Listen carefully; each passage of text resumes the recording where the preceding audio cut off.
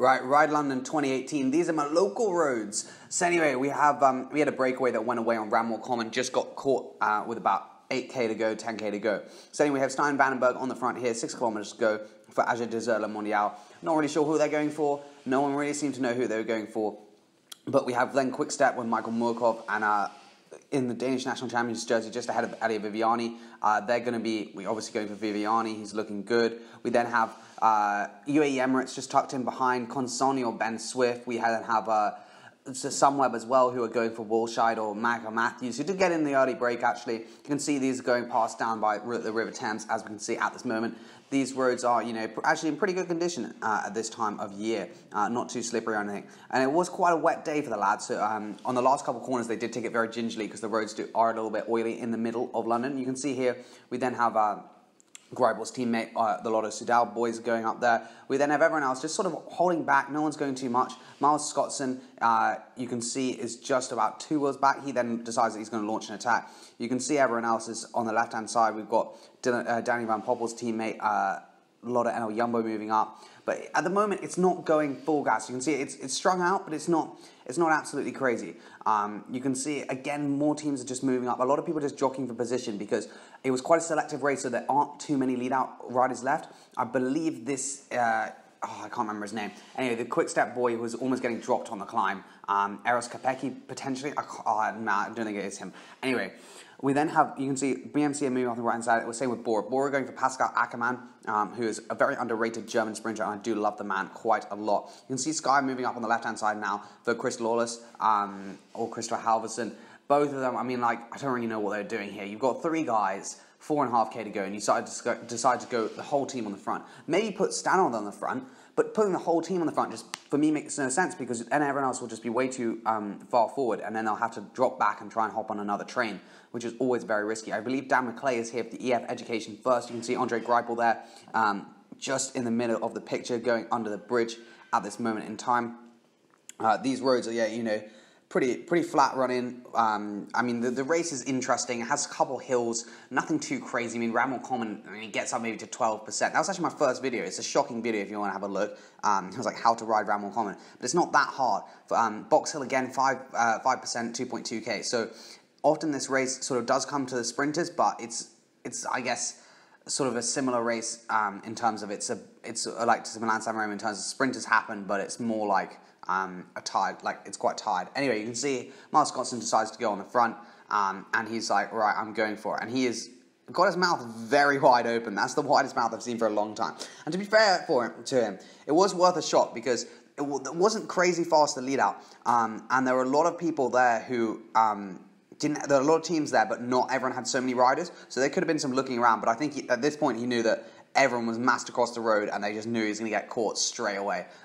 So the poor boy is getting reeled back in, as we can see at this moment. He has that initial burst of energy and then it's just like dying. And Stannard is just holding the same pace, and Stannard knows he's going to get him back now because there's no way with 3k to go. I mean, if he wanted to go, he would have had to put an absolute huge distance into them because the sprint, they always gain like 10 seconds in the sprint just because they suddenly hit like 65, 70k's an hour sometimes in the sprint.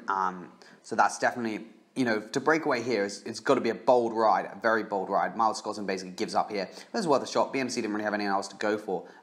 So, you might as well have a go. Again, Ian Stannard has now pulled off, I believe, this is Christian Knies, or Wisniewski, one of those two. I believe it's Knies. And anyway, it's Wisniewski, sorry, because Knies is was a German national champion, so would have that on his arms. Bora looking good here. They got about 3 or 4 riders just behind, looking very nice. Haven't really hit the front. Haven't really done very much work. Bora seems to be the team with the most riders at this moment in time.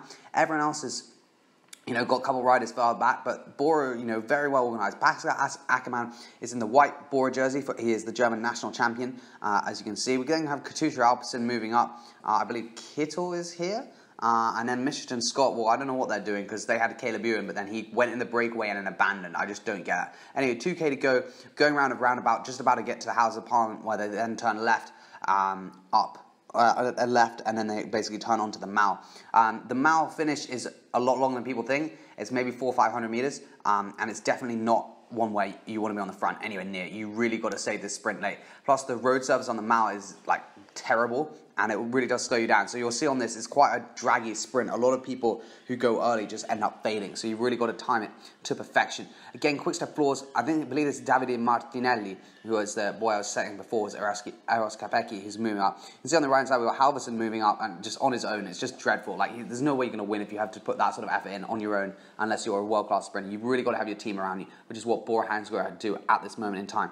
You can also see Trek Segafredo on moving up as well on the left-hand side, and Michael Matthews' team, again, is just hanging back. No one really is taking this on and absolutely stringing it out because there just are not enough riders. So we have quick-step floors with Martinelli, then we have Michael Morkov, and then we have Viviani, who's just behind. So at the moment, that's not just too few riders. So with 1K to go, you're going to see they're going to take this right-hander, and they take it very gingerly. Everyone is spread all the way across the road. Now just watch Bora Hansgrohe here. Just in the middle, they suddenly just decide that actually they're going to lead into this final corner. So you can see they've come on the right-hand side of the screen, they've edged out everyone else, and they've take this corner first, which is a massive advantage, just because it means, like here, it then automatically becomes strung out, and Pascal Ackerman is in a great position here. So they sprint out the corner. Again, you can see they took it very, very gingerly. And they've got a BMC interloper in between, but again, now look, everyone is strung out. It's now the final part, and this is where Bora did such a good work, because now Ackerman is in a perfect position.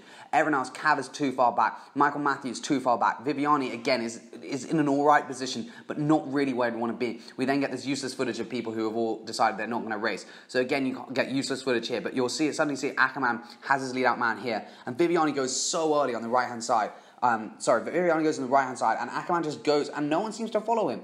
No one seems to follow him. Ackerman just has this in the bag. So easy. Literally, it was just the weirdest sprint I think I've ever seen. Ackerman literally just went, and everyone else followed Viviani because they thought he was going to win. And then Viviani just didn't have the speed. But it was really just a combination of a great lead out by Bora. So he went where he wanted to go.